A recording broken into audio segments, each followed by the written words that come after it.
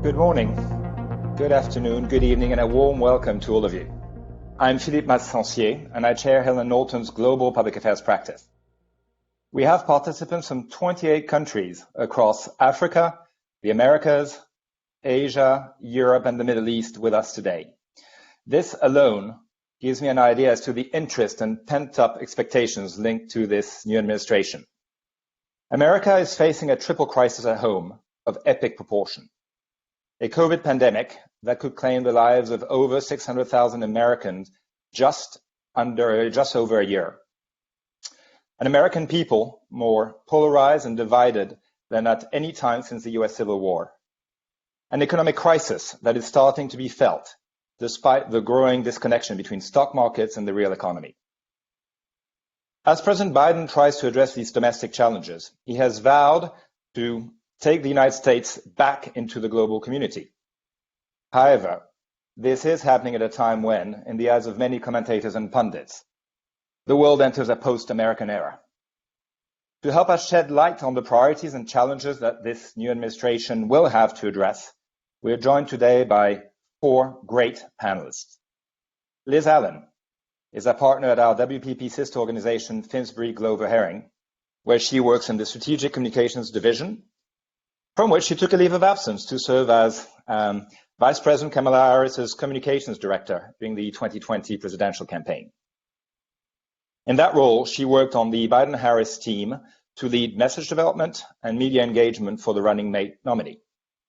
Liz is a White House veteran, having previously served as White House Deputy Communications Director for President Barack Obama, culminating 8 years of service in the Obama administration around the president's initiatives, domestic and foreign policy issues, and legislative and outreach strategies.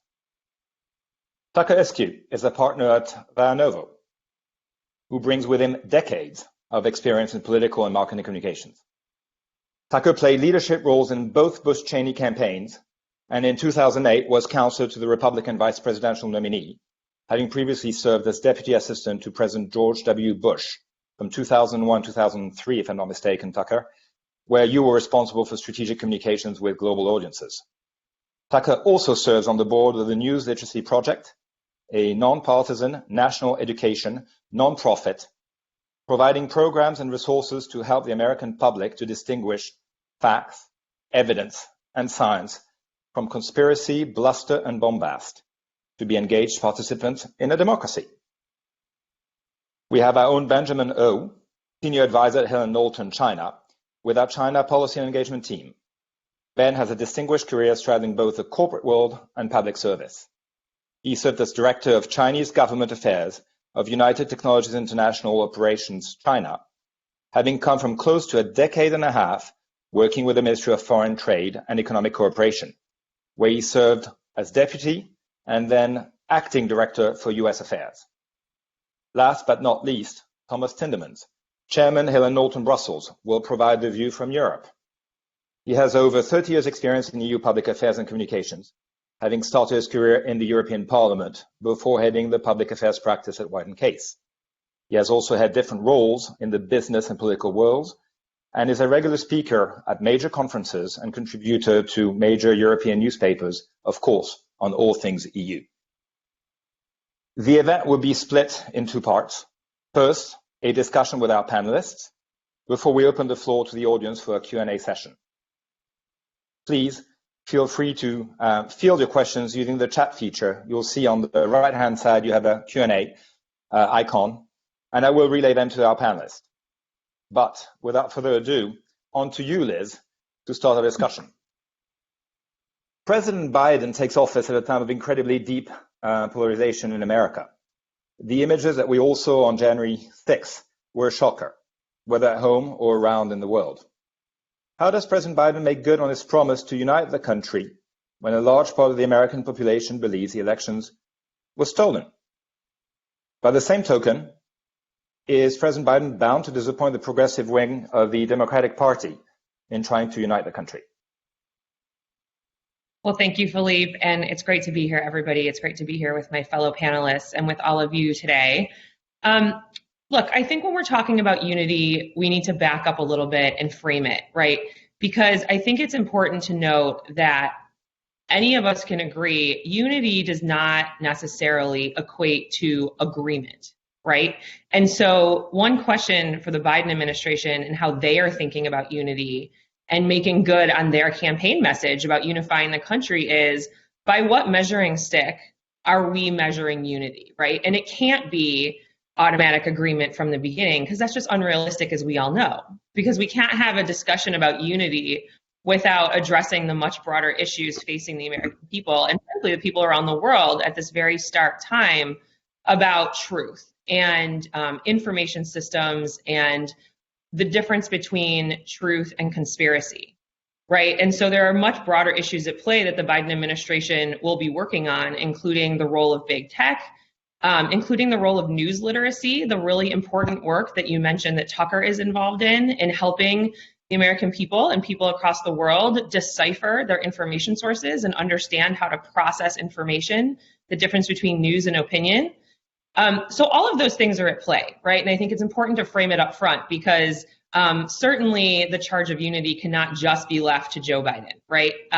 Unity is a participation sport, as I like to say. You've heard President Biden say something to that effect in his inaugural address and in his remarks over this first week of his administration, calling on all of us and calling on the American people to be active participants in moving forward. But to your question, where does that leave President Biden and his White House's responsibility to play their part? And in my view, it's really setting the example, right? So I think they have already made a very strong contrast and will continue to draw a contrast with the previous administration in terms of their responsibility to set the example and set the tone. So, I think from a Biden White House perspective, they are thinking very much about how do you create the conditions for longer term progress in terms of unity, right? And that includes telling the American people the truth, right? Increasing transparency and not actively sowing division and hate, right? Because again, we know that agreement will not happen automatically, but agreement is also different. The absence of agreement is different than actively sowing division and hate. So I think what you've already seen from President Biden and his White House and what you'll continue to see from them is really setting the tone and setting the example to create the conditions to then make progress moving forward. So setting the tone. Thank you very much, Liz. Tucker, picking up on what Liz just talked to us about close to 74 million Americans voted for President Trump in November, and that is 10 million more than voted for him in 2016. It's also, if I'm not mistaken, the highest number of votes for any Republican candidate ever. Some say that Donald Trump led the Republicans to lose the House in 2018, the Senate and the White House in 2020, while others see no viable path for 2024 outside of Donald Trump. How long of a shadow do you think Trump will cast over the GOP, and where is the Republican Party going? Well, thank you for having me, Philippe, and thank you all. Look, I'll start by saying congratulations to Liz for her success. Liz, you and your team won, and it wasn't even close by historical standards. Maybe that'll give you a sense of where I'm coming from. I've introduced myself, Philippe, for the last 5 years as a recovering Republican. I spent a career electing and serving office holders that you might call governing conservatives, people who had kind of a classical liberal bent, free markets, free minds, free people. And those are not the dominant forces in the GOP today, clearly. You put your finger on a key fact, though. 10 million more votes for Trump. I have friends in the Republican Party who wave that around like a banner, something to be proud of. And I suppose in a sense it is. They conveniently leave out that the Biden-Harris ticket got 13 million more votes than the prior Democratic ticket for the presidency. So I think they lose sight of the fact that the 45th president of the United States played a key role in driving Democratic turnout. This is all a perfect illustration. You asked whether he cast a shadow. As long as the light shines on Donald Trump, there will be a shadow, and it will be over the Republican Party. But I think American political polarization is really a force that he has driven and exacerbated. It's clearly been there for over 20 years, but we are now at a place where parties get stronger where they are strongest, and weaker where they are weakest. And Republicans are doubling, some would say even tripling down on the Trump approach, Trumpism, as the only path for them. And I think that's very short-sighted, of course, but it is in defiance of demographic trends that suggest, as friends of mine have said for years now, the Republican Party has to increase its outreach to minority groups and to those who necessarily might come around to a free market message, but are scared away by some of our tone and language. Look, I want to say a last point about this. 350 days ago, self-avowed socialist Bernie Sanders won the New Hampshire primary. We'd had a blurry picture come out of Iowa from the caucuses there. Sanders goes on to win the Nevada caucuses. And then on the last day of the month of February 2020, in my home state, Democratic Representative Jim Clyburn helped deliver, with his endorsement, a turnaround in that race. So look how far we've come from the Democrats dancing with their far left darling to very quickly shifting back toward the center, so it makes February of 2020 one of the most consequential months, I think, in American political history. Unfortunately, not as consequential as January 2021. Republicans proved themselves too weak, too wobbly, too self-interested to act in the face of, let's face it, insurrection. So I think that helps seal Republican Party's fate for a decade at least. We will keep winning in most of the places we've been winning, many of them, electing candidates largely who are on the fringe. There will be exceptions to that, but this is not a recipe for success. Thanks, Tucker. I think you're leading us to some further questions as to how the government may work. But let me shift the view quickly away from the US to our international audience. And I'd like to turn to Ben and China in particular. We've seen front-page Prime stories as to areas where we are likely to see continued tensions between Beijing and Washington. But in your view, are there any issues you see could provide the basis for a positive engagement between China and the US? And if so, what will it take to get there?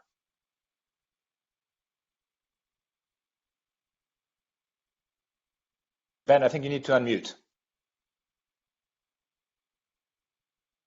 Thank you. Sorry. Yeah. So talking about tensions in bilateral relations, I would say that there have always been tensions in two countries. Yes, there were a short period of honeymoon kind of, relationship, but not for long.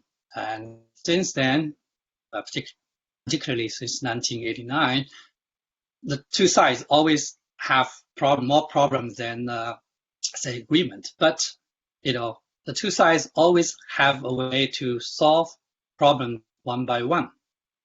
Gradually, there are different bilateral communication mechanisms, channels, like the JCCT, JEC, and later on, of course, during the Clinton administration, it was the SED, and during Obama, it became the SED. And of course, there are other mechanisms to talk about different areas of, issues.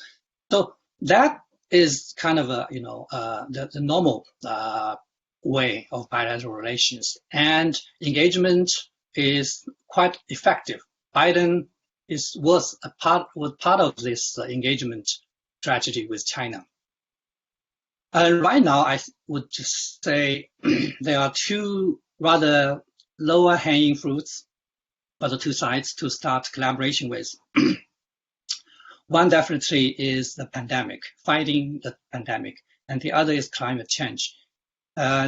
Just a few days ago at the World Economic Forum virtual event, Chinese President Xi Jinping reaffirmed first called for worldwide collaboration in fighting the pandemic, particularly in information sharing, research and R&D, collaboration, also cooperation in the production and distribution of vaccines to help the world get out of this pandemic.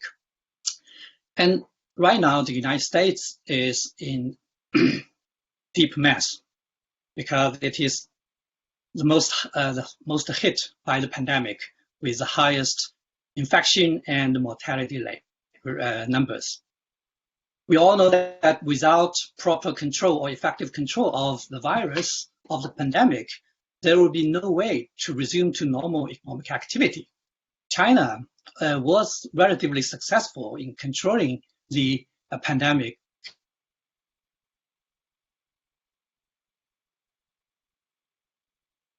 Afraid we may have lost Ben. So until he gets back on, Thomas, let me turn to you. Because if there's one area of the world where the election of Joe Biden was welcomed with a huge sigh of relief, it is the European Union. However, I would say that 4 years of hostility towards Europe from the Trump administration have left a mark.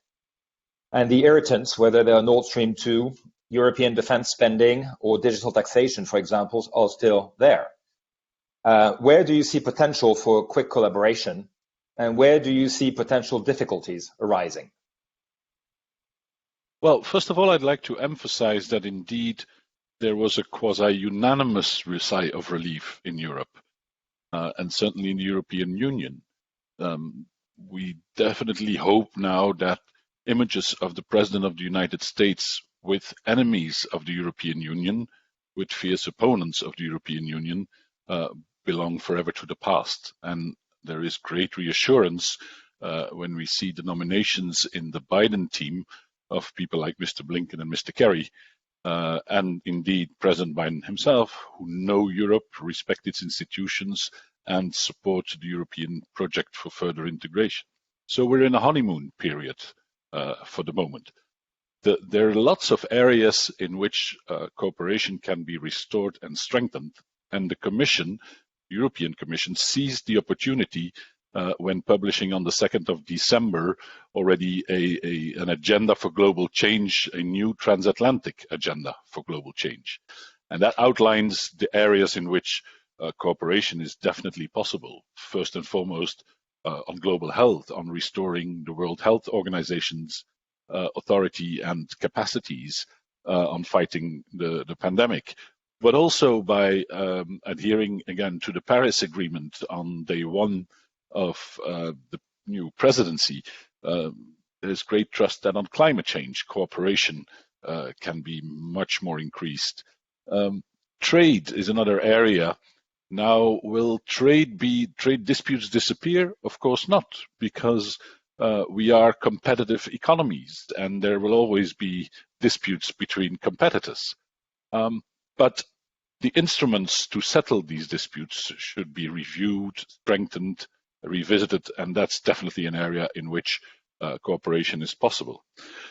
We then have the whole technology field in which Europe is taking the front in regulating or seeking to regulate the new digital environment, and where cooperation is definitely necessary, not only on platform regulation, but also on cybersecurity, the new field of defense technology. Another concern that is shared, and I think certainly at the beginning of the new administration that raises hope also in Europe, is attention paid to curing the illnesses of our democracies, of finding ways of overcoming the flaws that appeared with anti-democratic forces mounting, being successful, coming to the fore.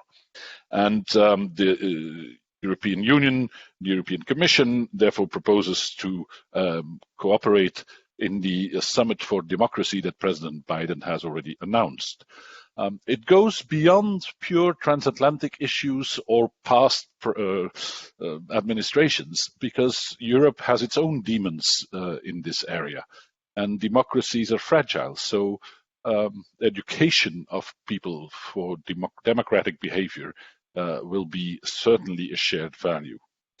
So, in brief, there are many areas where cooperation is possible, where there is a lot of goodwill for the moment, but that doesn't mean that we'll agree on everything. Certainly, we're not going to go back to a general trade agreement style TTIP 2.0, but sectoral agreements may be possible, or cooperation between agencies on both sides, like FDA and the European Medicines Agency, or like the antitrust competition law authorities. But most importantly, I think, is the fact that dialogue is being restored. Sure. That envoys of the United States to Europe, ambassadors, are welcome again, will be part of the normal exchange of views, of information, and will be part of talking about the conflicts rather than pumping them up. Let's get back to the US. Liz, what are your expectations about the functioning of the Biden team, and especially the role of your former boss, Vice President Harris? How far will Biden go to make deals with the Republicans in the Senate, in your view, in order to claim bipartisan support of victories? Great questions. There's sort of three questions. We'll take them one at a time quickly. In terms of the Biden team function, I'm obviously biased. I think it's a certain upgrade in terms of efficiency, again, transparency and truth-telling from the previous administration. Like I talked about a little bit ago, look, I think the Biden team is currently thinking about this period out of the gate for them as a period to restore order. So when we think about the Biden team, there's a very real reason that we are seeing them, do daily press briefings. There's a message of the day every day. They are rolling out new EOs in a very orderly process. Now, that is mostly a policy exercise, start to enact their agenda. But it's also a signal from a process standpoint and an optics standpoint that there's a new team in town, that they got this, and that they are trying to restore order.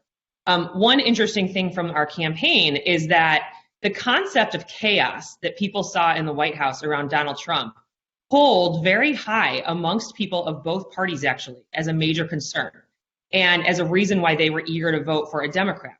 This was especially true amongst women in both parties, frankly, is that the chaos that they perceived around President Trump was a huge turnoff. And so, again, separate from the policy implications of the Biden agenda, there's a great advantage of projecting order and predictability to try to get people to understand that they can start to trust in institutions again, even if they aren't in agreement with their policies, right? So I think when I think about the Biden team's approach right now, it's very much about a restoration of order. For everyone's awareness in terms of the context around the Biden administration's message, Philippe, you talked in the beginning about three crises facing America. That all makes sense. The Biden team thinks about the crisis facing the American people in four parts. One is COVID, two is the economy, three is systemic racism, and four is climate. And then in his inaugural address, President Biden also mentioned as great challenges needing to be addressed, restoring our allies around the world, our alliances around the world, addressing broader inequity issues, and the attacks on democracy and truth, right? So that gives everyone kind of a frame to understand how the Biden team will be messaging their agenda. It will be around those four crises and related issues. In terms of Vice President Harris, I think you are going to see her be a very visible and full governing partner to President Biden. That's already certainly been the case, right? It was a little bit of a new precedent that she was present at all of the cabinet unveilings during the transition period, and not just present, but speaking. Similarly, she's been present in this first week of the administration, right by President Biden's side for all of the executive order signings. Some of that is optics in the beginning, right? You want to have, opportunities to show them together. But just as Joe Biden was a full governing partner to President Obama, I think President Biden and Vice President Harris are very much looking to replicate that model. They struck sort of a deal when they talked about this partnership that she would be, quote, the last person in the room. That's very similar to the deal that President Obama and Vice President Biden had, right? We're not always going to agree. We may have differing viewpoints, but I want to be the last person in the room and be giving my counsel in every circumstance. And I think we can expect to see that here. One of the most interesting things about their partnership is that they obviously come from very different lived experiences, right? Could not be more different in their backgrounds, frankly, if they tried. But what's very true is that they are bound by values. They knew that from the beginning, but they've discovered that even more so. I watched some of that happen on the campaign as they got to know each other. and spent time with each other, especially in August in Delaware last year when she was announced. It's very clear they're aligned by, fighting for working people. Families are really important. The dignity of work, right? And so because they're aligned on values, I think you will see a very strong bond. And to the extent that Vice President Harris has any particular portfolio, I think that will come in time, right? And I know I'm going a little over my time, Philippe. I'm wrapping up. Don't worry. There's a lot of questions in the press these days. What is Vice President Harris's portfolio going to be? And my view on this is it's a little bit the wrong way to think about it. To think that from the beginning she should just have assignments before they can get in there and really understand, looking under the hood once they're now in the government, what needs to be done, how is Congress shaping up, what legislation might get passed. I think they're going to get in there and then, portfolios and assignments will happen in progress and not necessarily as something upfront, which I think is going to ultimately be much more productive. Okay, finally, in terms of Republicans in Congress, and I know Tucker will have more to say on this. Yep. I think Biden's nature, given his 40 plus years of public service and being a senator himself, which is a badge he wears still with a lot of honor and pride, I think you will see his White House always try to obtain bipartisan support on legislation. It should be a gating, sort of requirement as a first step.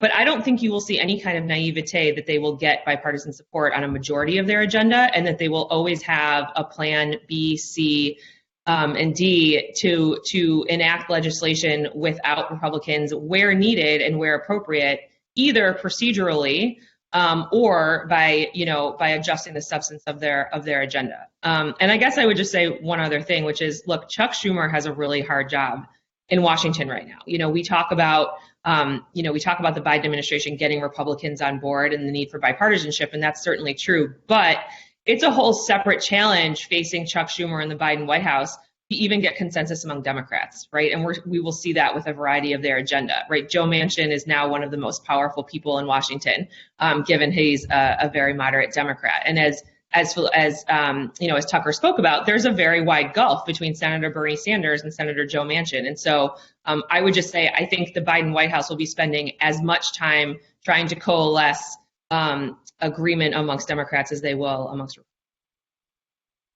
Thank you very much. Actually giving me a great segue into a question to you, Tucker, just on that. Republican Senate Minority Leader Mitch McConnell's red thread, if I'm to believe what Liz just said, over the next 2 years is really going to be to try and take the Senate back, perhaps flip the House in 2022. Therefore, for the talk that we are hearing about President Biden's relationship to him and the renewed spirit of bipartisanship, where do you actually see the potential areas of collaboration to avoid the plan B, C, D, and E that Liz just talked about? And where do you expect strong pushback on the president's agenda? Well, thank you for that. And I think Liz and Thomas have touched on some of those areas, and certainly COVID is one.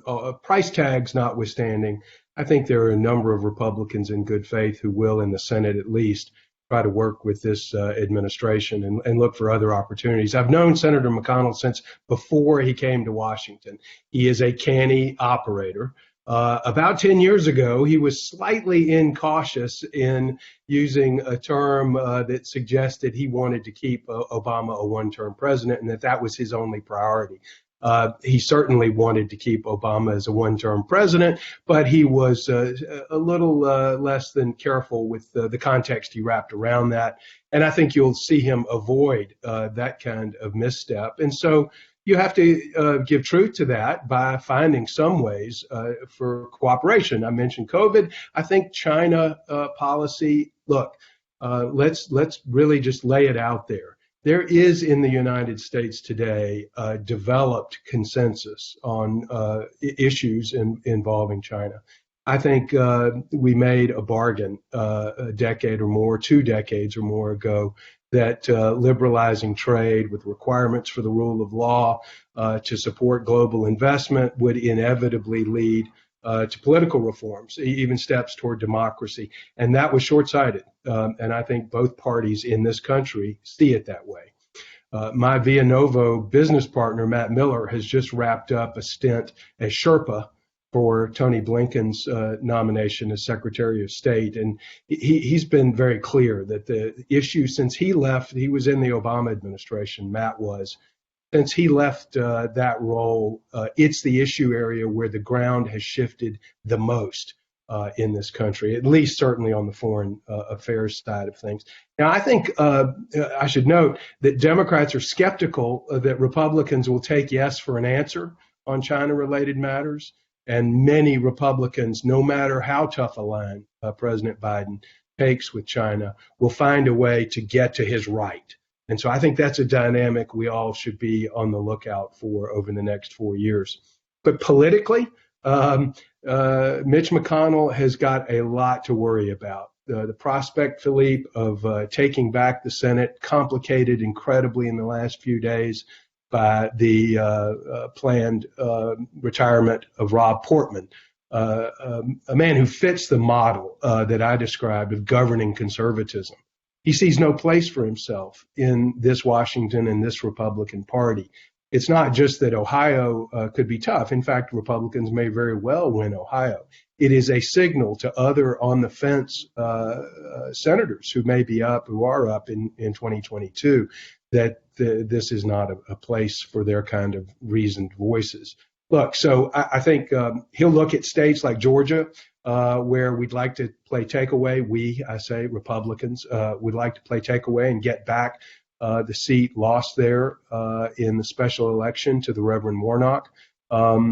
Nevada, Arizona, these are states where the Republican Party primary and nominating process is unlikely to give him the kind of candidates he likes. So I think the successes of the Biden administration, to wrap this up, in the next 10 to 12 months will really determine whether Republicans are focused on capitalizing on the left's mistakes or just having more circular firing squads. Tucker, thank you very much. And let me take it back internationally to both Ben and Thomas for one last round of questions before we open it up. And I will just ask you both, Ben and Thomas, to try and keep it short. Ben, let me be a little provocative. Despite US trade sanctions, despite COVID, China still managed to report GDP growth of 2.3% last year, signed the world's largest trade deal with Asia, with Asian neighbors, and wrapped up negotiation with the EU in late December on a major investment agreement. Does what happened in Washington really matter for Beijing?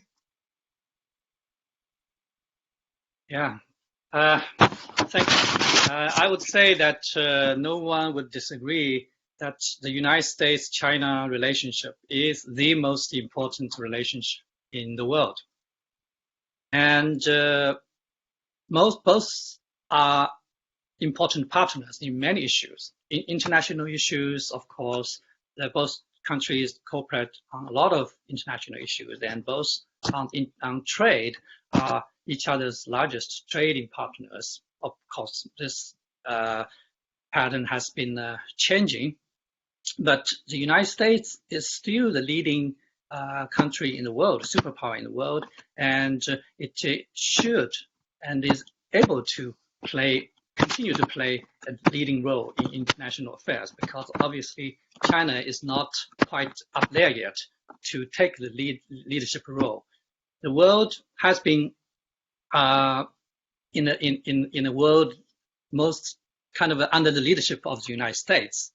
So this during the past 4 years has somewhat changed. China wanted the world to continue as it was in its development path. And the other part of the world also expect two countries to get back to normal in terms of their relationship, because only with normal relationship will there be like foreseeability, certainty, and more stability in this superpower relationship. No one wants to get caught in the frictions of the superpower relationship. But China will develop without question. But what happens in Washington, D.C. may not determine how China develops, but will define what China eventually becomes. If the Washington China policy is to treat China as an ally, China might eventually become an ally, but if the US policy towards China is to treat China as an enemy, then China might well become eventually an enemy of the United States. That is definitely disastrous, and then no one wants that. So I would say, China is definitely open for collaboration with the United States and resume normal relationship with the United States. Thanks a lot, Ben. Thomas, as we finish with you in this first round, let me pick up on something that Liz talked about, the role of big tech, because that's something that in Europe has been front and center of policy discussions for years. And the recent decision by Facebook, Twitter, and then YouTube to take down President Trump's account following the January 6th event is possibly a game changer for the role and responsibilities of big tech platforms on both sides of the Atlantic. Do you see this as an opportunity for Washington and Brussels to come together and cooperate or not on regulating big tech? I think Europe has expressed and indeed shown in its priorities, Europe, by Europe I mean European Union, that regulating or at least getting a form of control over what are deemed far too powerful commercial organizations, such as big tech companies.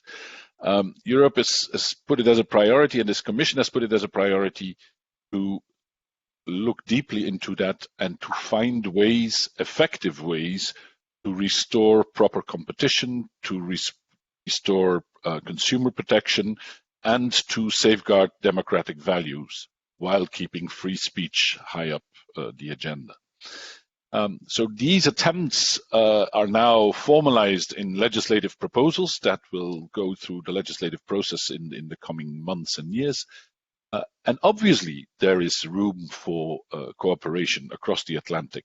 Some of the issues are exactly the same on both sides. You mentioned how shall we organize content moderation in a way that protects democratic free speech but avoids excessive or even anti-democratic and dangerous elements? How shall we ensure that the judicial system and the proper government system remains ultimately responsible, but also has the capacity to intervene when that is democratically wanted? And how, therefore, do we control or at least make accountable leaders of companies whose decisions affect the whole world and are not limited by legal concerns, let alone fiscal concerns? So yes, on tax, on forms of regulation, there is cooperation possible. But of course, there's also conflict over these matters. Minds are not all alike, and the biggest technology companies, apart from some of the Chinese, are American, and there will be a natural reflex or a natural inclination for U.S. administration to side with its domestic champions. This being said, we know that a lot of the criticism on the way in which platforms behave comes precisely also from the startups and the scale-ups, including the American ones. So I think it is a much broader picture than US versus Europe. If I may briefly link that to the relations with China, because there is a link. We have in the technology sphere in Europe a very critical attitude towards China. As a proof, I'll give you the exclusion of Chinese companies from the 5G auctions that are being put in place, or the scrutiny of Chinese investments in strategic sectors in Europe. So there is a degree of tension there, but the European view, and as is expressed by both the most important government leaders and by the European Commission, is that dialogue is better than confrontation. Never forget that Chancellor Merkel comes originally from what was Eastern Germany. She has no nostalgia whatsoever to a Cold War. So dialogue is what Europe wants to see prevail, while introducing constantly its demand for respect for fundamental values into it. Thomas, thank you very much, and we'll open up the floor to questions. I've got already a number of them waiting. I will start with, let me put two questions together, looking at Liz and Tucker. Your views on the second Trump impeachment process. Is that for real? Is it political theater? How will it end? And this is, echoed by another question on this, saying whether there's a real risk of exacerbating the already serious division in the US as a result. So if we can put these two questions together, Liz and then Tucker. Great, thank you for the question. Well, first of all, I think it is a very real effort. I mean, it's proceeding in the Senate. There were votes yesterday about the constitutionality of impeachment. That's a different question than will there be enough votes to convict President Trump, which it's looking today like there are not. And it's possible that the Senate will pursue a censure of President Trump instead of an impeachment conviction. But that is playing out day to day, and it is certainly, I think it is a more real process than it is a theatrical one, given the gravity of the events here on January 6th at the U.S. Capitol. There's sort of a related question about will impeachment affect the first, 100 days or so of the Biden administration. We were prepared to talk about that. And I guess I would just say on that piece, I don't think so. I don't think that impeachment materially affects the Biden administration's start. I think impeachment, while a very real process that's happening, is largely happening in a silo, and that the votes for impeachment are not necessarily being viewed as something to barter for votes elsewhere in terms of Biden's legislative agenda. So I would just say all of that off the top and then throw to you, Tucker. Thanks, Liz. I think you really captured it really well. I did come to a conclusion last night with the vote here in the United States that cast had only, I think, a handful, 5 Republicans agreeing with the constitutionality of an impeachment process that countless conservative constitutional scholars had opined was indeed in keeping with the founding documents and purpose of those documents of this country. So I do not hold out great hope that Republicans will do much more than a slap on the wrist, if that. And that, as Philippe said at the beginning, Donald Trump continues to cast a massive shadow over the Republican Party, much less of one over the country, thankfully, but still over the party I worked for so many decades. He has an iron grip. And that, I think, is something we'll be contending with for a while, though with less impact. His throne in Mar-a-Lago has much less power than the one he claimed at the White House. So I think the process will carry itself out. There will be some statements that censure Donald Trump, and we'll move on to an agenda and finding ways to disagree and occasionally some overlap.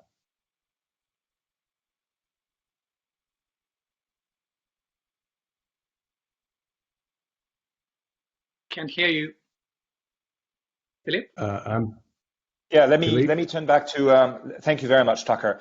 Let me turn back to Sure. Both Liz and you again, and then probably Thomas on the next one. Under Trump, Europe increasingly turned away from the US, and in 2020, China surpassed the US as the EU's largest trading partner. What will the Biden administration do to improve the EU-US relationship? And we've talked about what Europe expects sort of from the US, but what does the Biden administration expect from the EU? Liz. Oh, I was going to say, Thomas may be the expert there. I think there's obviously, Thomas has talked about a lot of the individual policies, but, I think what you'll see in the beginning, at least the first order of business here in terms of what the Biden administration expects is to have, a restoration of relationships to the extent that that's possible. It's important to say that the Europe that the Biden administration is waking up to these days is a lot different than the Europe of 4 years ago, as we all know, right? And so there's a lot of discussion about sort of this return to order. And I think it's important to say that there's no real expectation, and we should not be thinking about it as a restoration of the way things were 4 years ago under Obama, because the world has obviously changed, right? That's different than an investment in relationships, on both sides of the Atlantic. And I think one thing you'll see out of the Biden administration early is this return to multilateralism where possible, right? We saw the recommitment to NATO. You can expect a lot more of that type of thing, given especially, as Thomas pointed out, a lot of the practitioners now in the Biden government at the State Department and the NSC and elsewhere, have deep and long relationships and understand that, again, it's not going to be about a bilateral relationship that is 100% aligned on things. It's about having an open dialogue. And again, I go back to the setting the tone. Sometimes that is cast aside as less important than some of the hard policy pieces. But I think we would all agree that as we've seen over the past 4 years, rhetoric has sometimes as much power as policy or more.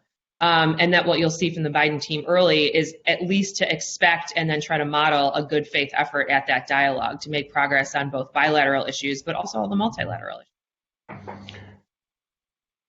I'll jump in. I agree. I think I would put this point on it, Philippe, that engagement is the watchword that I keep hearing from inside the Biden administration. The world saw our new president send pretty strong signals on some things that matter in much of the international community. DACA, the Muslim ban, so these immigration-related things, certainly on climate. International norms and niceties are going to be observed again. That's a refreshing thing, I think, for people on both sides of the Atlantic and in Asia.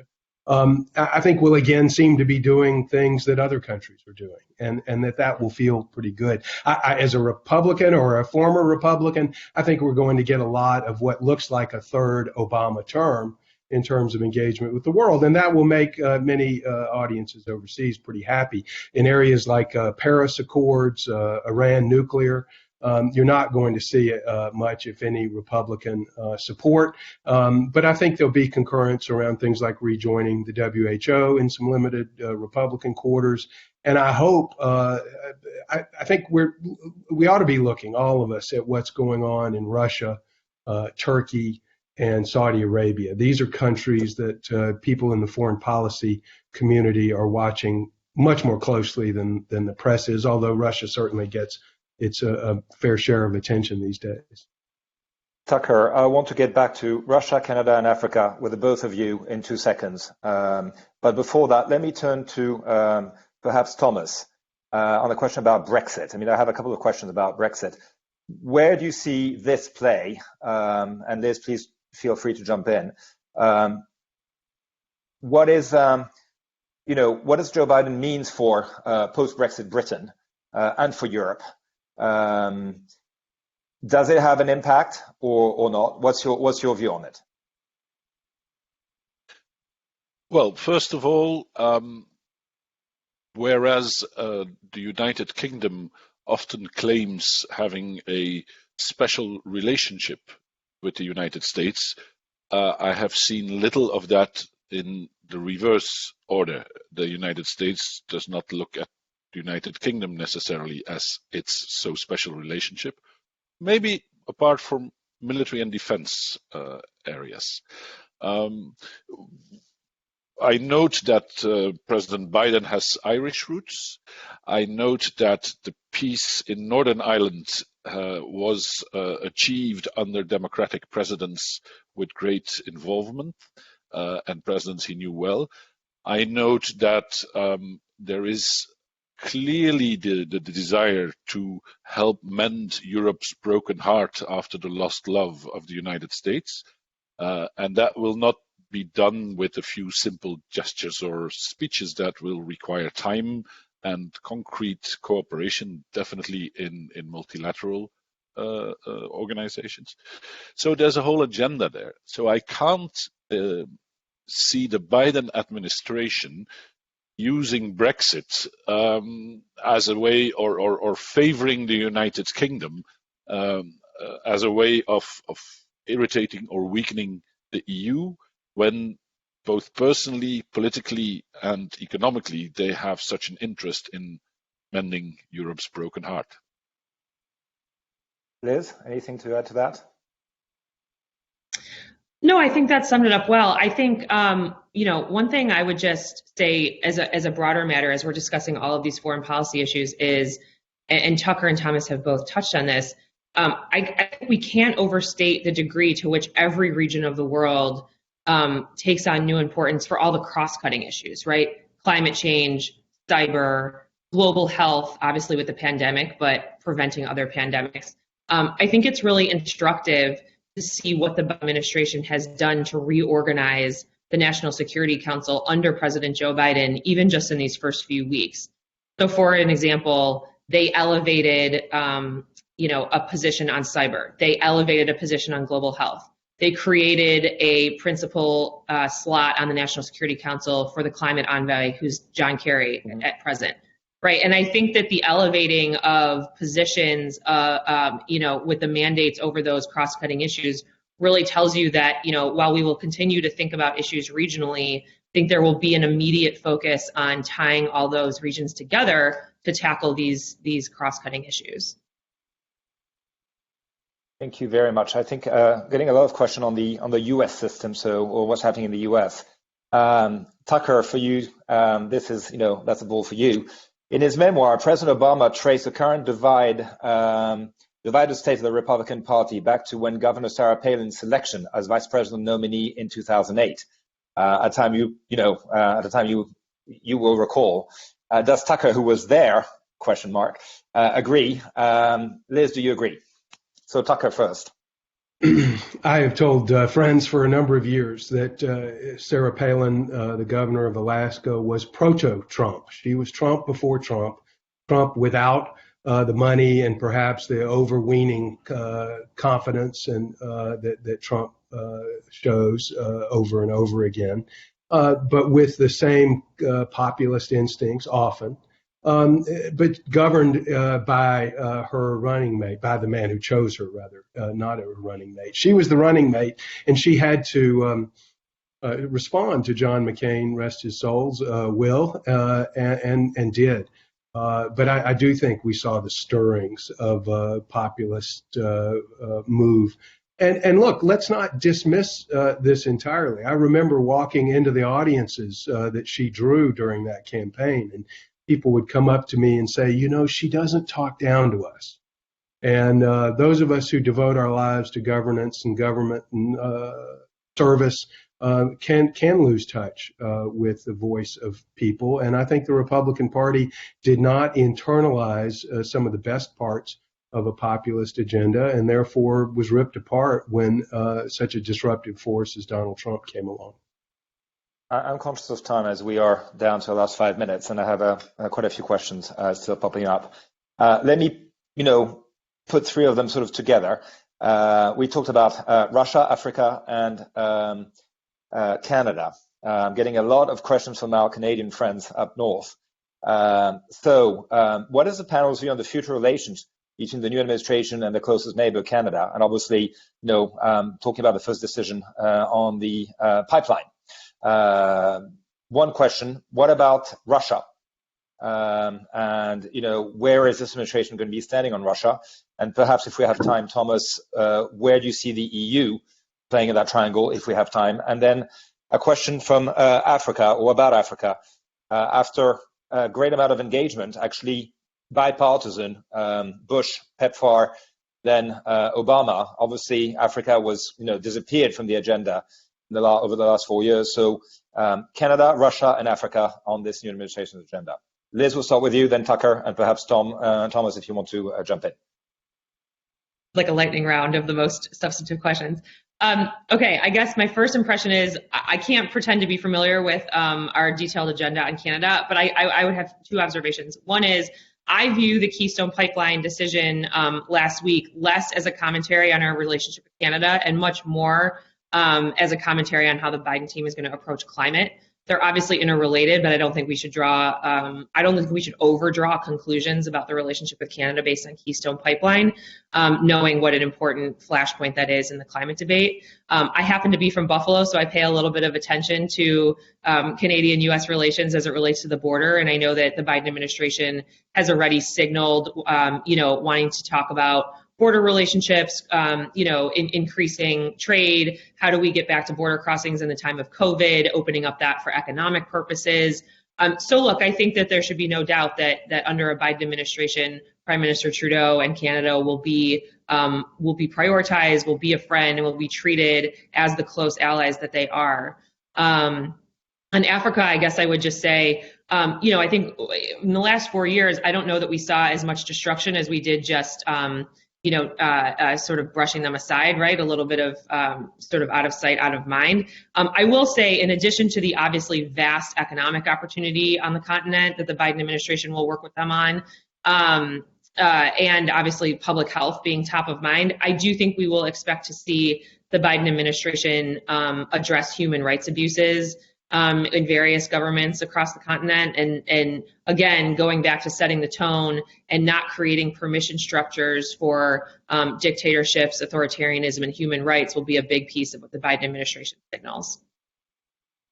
I'd add to that I agree with Liz about how at the government-to-government level, the Keystone Pipeline decision involving Canada will be seen. The realists inside the Trudeau government understand Biden's policy agenda. I think at the private sector level, at the employment level in Canada, places affected by that decision here in the United States, it will not receive that kind of benign view.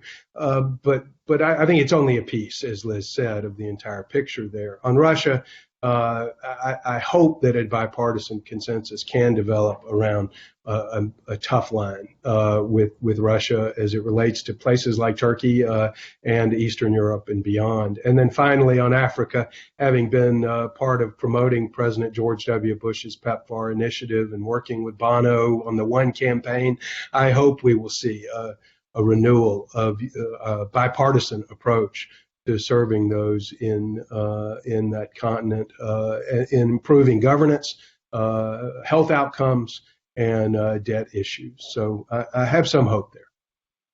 In our last minute, Thomas, I'm turning to you. Russia and China. We've heard a lot from the Biden campaign about working with the Europeans against China. And where does Europe stand on Russia if we're looking at a continued tough stand? Well, as former Israeli Prime Minister Shimon Peres used to say, the problem with peace is that you have to conclude it with your enemy. That's a bit the way in which Europe looks at Russia. We see the activities of Russia in Belarus, we've seen them in Georgia, in Ukraine. So we are not full of confidence. But on the other hand, the country is big and just next door. So we have to find a way of at least living together, which requires, as I mentioned earlier, dialogue. A quick word on Africa, because that is for the European Union absolutely a priority, since it is not only linked to development in Africa, but also very much to migration. And that is a very politically sensitive issue in Europe, with migrants crossing the Mediterranean from Africa. So there is renewed attention. There was a summit with all European government leaders and African leaders. There is a new strategy, new treaties being included, but I expect more of that. And I think there, for example, cooperation with the United States could be really, really mutually beneficial.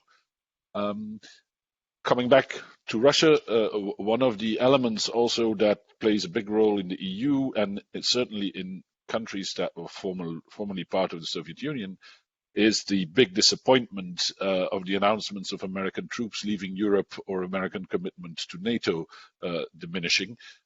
So there's a lot of hope that that can be restored, since Europe is happy to have a dialogue, but is also feels comfortable to have the American military support to prevent conflict.